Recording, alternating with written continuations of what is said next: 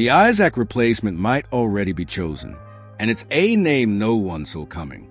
Hold on tight, because today's video is packed with big updates.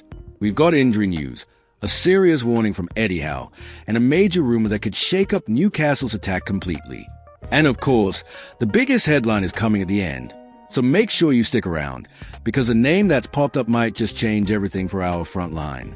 I'm Rodrigo, and you're watching Newcastle Mania, the channel made by fans, for fans who breathe black and white through and through. You blinked, and suddenly Newcastle's in the headlines everywhere. But before we get to that final bombshell, we've got two big stories you need to know about first. But first, just a quick word. Remember those Chelsea fans who said this channel would never grow because our fan base is too small? Well, they've gone a bit quiet lately. Why? Because the numbers here are going UP. So let's shut them up for good. If you love Newcastle, hit that subscribe button right now. It's totally free, but it sends a powerful message. Let's smash 1,000 subscribers together and show everyone what the black and white army is made of. Story 1. Injuries and preseason mysteries. We're kicking things off today with something that's got plenty of fans scratching their heads. Two key absences in our last preseason friendly against Tottenham over in South Korea. Eddie Howe made big changes to the squad. 8 changes in the starting 11 compared to the previous match. But what really got everyone talking were the names missing from the team sheet altogether. 2 players who are absolute core parts of the squad didn't feature, Joe Willock and Sven Botman. And of course, that sparked a big question. What's going on with these two? Let's start with Willock. He picked up an injury during the match against Team K-League, and at first, it looked really serious. There were fears it might be an Achilles tendon issue, something that could keep him out for months. But thankfully, scans showed it's actually a calf muscle injury, not the tendon. Eddie Howe himself calmed everyone down, saying that while it's a setback, the expected recovery time is 4 to 6 weeks. So yes, Willock will miss the start of the season, but it's nothing season-ending. Still, in a midfield that's already a bit short on numbers, his absence really hurts. Now, over to Sven Botman, and the news is much more reassuring. The defender felt a bit of discomfort during training. The staff checked him out, and there's no serious injury. He was left out of the match as a precaution, and is expected to be back next weekend against either Espanyol or Atletico Madrid. One bit of good news in the middle of a tense moment, right? But hang on, there was one more name fans were asking about, Aaron Ramsdale. Our new keeper, just officially unveiled by the club, wasn't in South Korea either. That made some fans nervous. Was he injured too? But no, relax. It's nothing to do with fitness. It was all down to logistics. Ramsdale only just signed, and flying him out to South Korea, that's a 14-hour trip, plus an 8-hour time difference, and a complicated visa process. It just didn't make sense. Especially since the team was flying straight back to England right after the game against Spurs. So instead of putting him through all that hassle, the club decided to keep him fresh and focused. He's expected to make his debut this weekend at St. James Park, in front of the home crowd. So yeah, while the absences cause a bit of panic, there's no need to lose sleep just yet. Willock's recovering, Botman's nearly back, and Ramsdale simply being managed smartly. But here's the warning sign. With these early fitness issues popping up before the season even starts, it's clear that squad depth is going to be tested earlier than expected. So tell me, Magpies, are you already feeling nervous seeing key players miss time in preseason? Drop your thoughts in the comments. What did you think of Howe's decisions? Do you think we've got enough backup to handle these early knocks? Let's talk it out, fan to fan, no filters.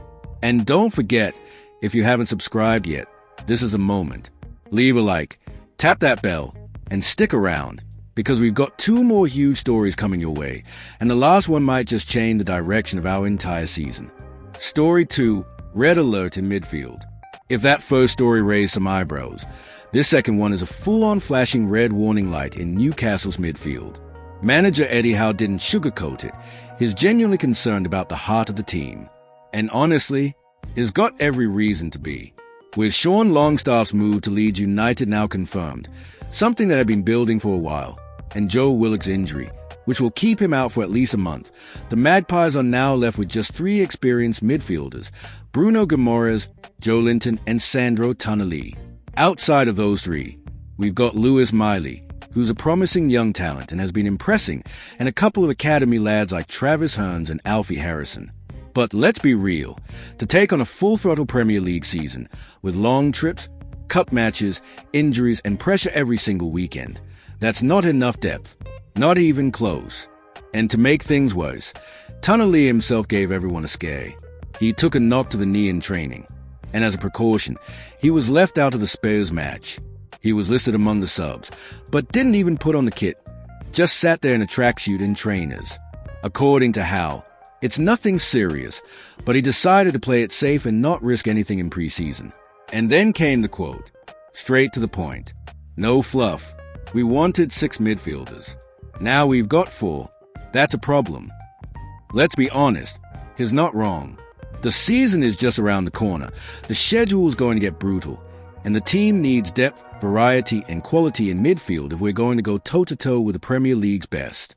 The good news is, Howe confirmed that the club is still active in the transfer market, but he also made it clear, time's running out. And it's not just about bringing in anyone.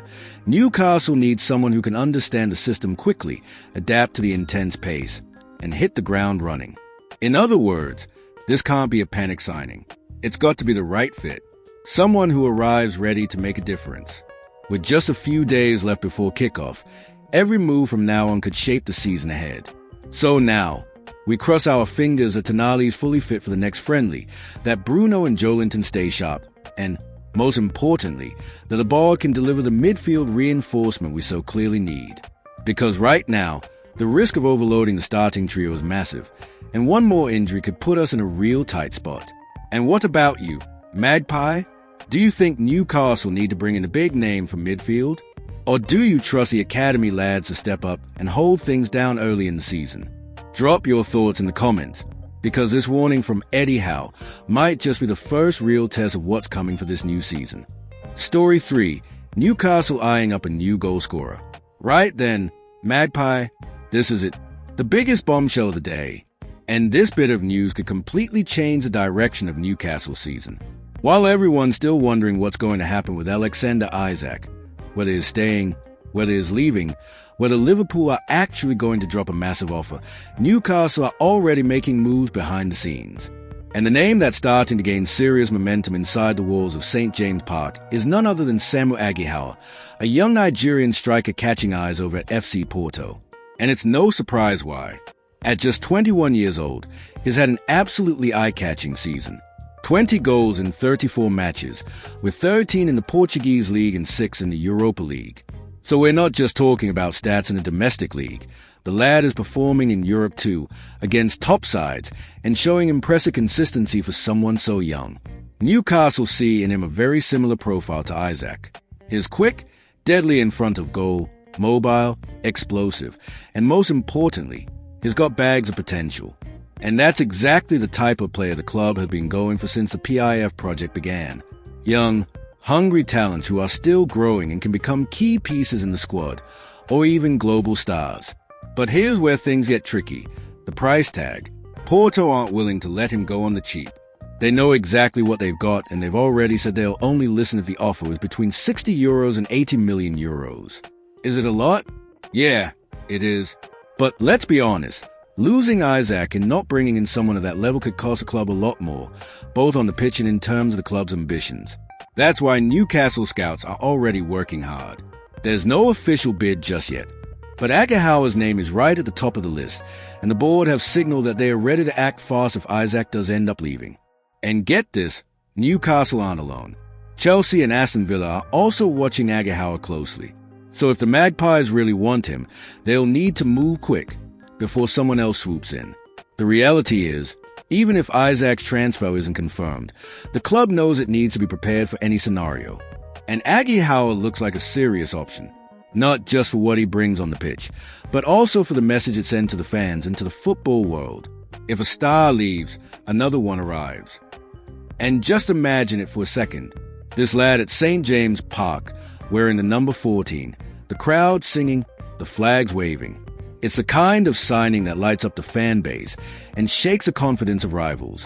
So, what about you, Magpie?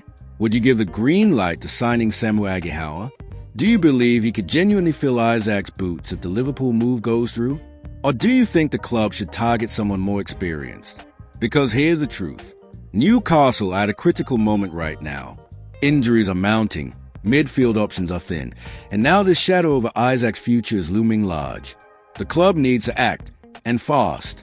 Samuel Howe could be more than just a gamble. He could be the symbol of a bold new phase at Newcastle. Ambitious, fearless, and ready to shock the football world. But now we wait. Will the club really go for him? And if Isaac does leave, is Howe the right man to step up? Let us know in the comments. Your voice is a heartbeat of this channel. Here we speak fan to fan, with passion, with honesty, and with that joy to fire in our bellies. And if you enjoyed the video, you already know what to do. Drop a like, subscribe to the channel, and hit that notification bell. This season is just getting started, and the best is still to come. Newcastle Mania is right here with you every step of the way. We'll see you in the next video. Hold tight. Magpie, this ride's only just begun.